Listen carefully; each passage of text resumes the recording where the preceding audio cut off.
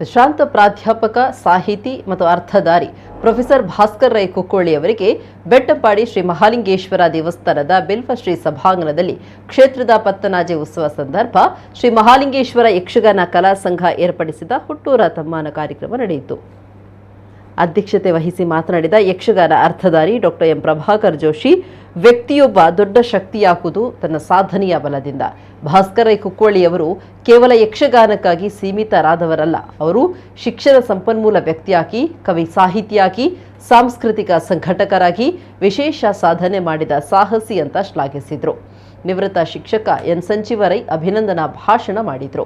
ಪುತ್ತೂರು ಶಿವಬ್ರಾಹ್ಮಣ ಸಹಕಾರಿ ಸೇವಾ ಸಂಘದ ನಿರ್ದೇಶಕ ಬೆಟ್ಟಂಪಾಡಿ ಅಶೋಕ್ ಕುಮಾರ್ ಸಮಾರಂಭವನ್ನು ಉದ್ಘಾಟಿಸಿದರು.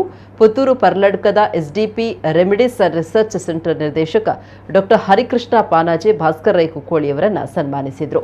ಬೆಟ್ಟಂಪಾಡಿ ನವೋದಯ ವಿದ್ಯಾಸಮಿತಿಯ ಅಧ್ಯಕ್ಷ ಡಿಎಂ ಬಾಲಕೃಷ್ಣ ಭಟ್ ಘಾಟೆ ಮತ್ತು ಪ್ರಗತಿಪರ ಕೃಷಿಕ ಎಂ ಮುತ್ತನ್ನ ಶೆಟ್ಟಿ ಚೆಲ್ಲೆಡ್ಕ ಅತಿಥಿಗಳಾಗಿದ್ದರು. ಇದೇ ಸಂದರ್ಭದಲ್ಲಿ ನಿವೃತ್ತ ಅಧ್ಯಾಪಕ ನಾರಾಯಣ್ ಭಟ್ ಕುಂಚಿನಡ್ಕ ಮತ್ತು ಕಲಾ ಪೋಷಕ ಜನಾರ್ದನ ರಾವ್ ಬೆಟ್ಟಂಪಾಡಿ ಅವರನ್ನು ಸಪತ್ನಿಕರಾಗಿ ಗೌರವಿಸಲಾಯಿತು. ಸಂಘದ ಗೌರವಾಧ್ಯಕ್ಷ ಎಂ ಸುಂದರ್ ಶೆಟ್ಟಿ ಬೆಟ್ಟಂಪಾಡಿ ಮತ್ತು ಹಿರಿಯ ಸದಸ್ಯ ಬಿ ವಿಷ್ಣುರಾವ್ ಸನ್ಮಾನ ಪತ್ರ ವಾಚಿಸಿದರು. ಸಮಾರಂಭಕ್ಕೂ ಮುನ್ನ ಗುರು ಶಿಷ್ಯ ಸಂವಾದ ಯಕ್ಷಗಾನ ತಾಳಮದ್ದಲೆ ಜರುಗಿತು.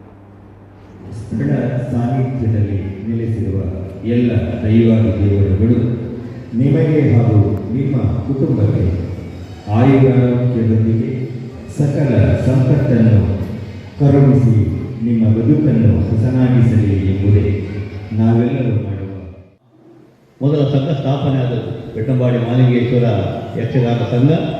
ಅದು ಸ್ಥಾಪನೆ ಆಗುವ ಬಹಳ ಅದ್ದೂರಿಯಿಂದ ನಮ್ಮ ಗೋಪಾಲಕೃಷ್ಣ ಭಟ್ರು ರಾಜ ಹೇಳಿದ ಹಾಗೆ ಅವತ್ತು ಪ್ರಾರಂಭದಲ್ಲಿ ಅಮೃತ ಸೋಮೇಶ್ವರು, ಪ್ರಭಾಕರ ಜೋಶಿಯವರೆಲ್ಲ ಬಂದು, ಸತ್ಯಶಂಕರಗೌಡವರು ಬಂದಿದ್ದರು. ಒಂದು ವಿಚಾರಗೋಷ್ಠಿಯನ್ನು ಕೂಡ ನಾವು ಮಾಡಿದ್ದೆವು. ಆಮೇಲೆ ಒಂದೊಂದೇ ಸಾಮಾನು, ಚೆಂಡೆ, ಮದ್ದಲೆ ಒಂದು ಪೆಟ್ಟಿಗೆ ಇಡಲಿಕ್ಕೆ ಇದೆಲ್ಲ ಮಾಡಿದೆವು. ವೆಂಕಟರಾಯರು 3 ಮಂದಿ ಸಹೋದರರು, ವಿಷ್ಣುರಾಯರು, ಜನಾರ್ದನ ರಾಯರು ನಮ್ಮ ಜೊತೆಗೆ ಅವರಿದ್ದರು. ಮಂಜುನಾಥರಯ್ಯವರು ವಿನೋದನ ತೀರ್ಥರೂಪರು, ಅವರಿಗೆ ಮೊದಲ ಭಾಗವತರವರು ಹಿರಿಯರು. ಮತ್ತು ಅವರ ಸೋದರ ಸಂಬಂಧಿ ಭಾಸ್ಕರ್ ರೈಗಳು, ಅವರ ಅಣ್ಣ ಸದಾನಂದರೈಗಳು, ಅವರು ಕೂಡ ಆಗಾಗ ಬರ್ತಾ ಇದ್ದರು. ನಾನು ಸಂಜೀವರೈಗಳು ನಿರಂತರವಾಗಿ ಪ್ರತಿ ವಾರ ಕೂಡ ಇಲ್ಲಿ ಒಂದು ತಾಳಮಲ್ಲಿ ಅಂತ ಹೇಳುವಂಥದ್ದು.